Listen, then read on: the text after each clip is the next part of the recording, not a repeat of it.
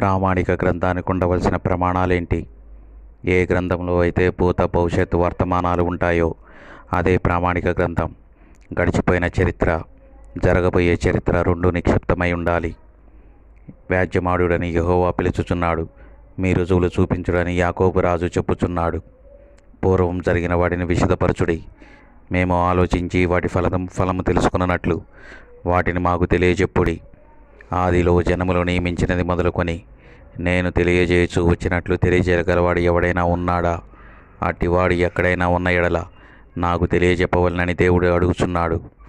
పూర్వం జరిగిన వాటిని విశదపరచుడి, మేము ఆలోచించి వాటి ఫలము తెలుసుకున్నట్లు మాకు తెలియజెప్పుడి.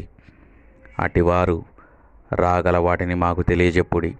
ఇక మీదట జరగబోవు సంగతులను తెలియజెప్పుడి. భవిష్యత్తు విషయంలో రాబోవు సంగతులను తెలియజెప్పువారై ఉండాలి. మేము ఒకరినొకరు సాటి చేసుకున్నాం.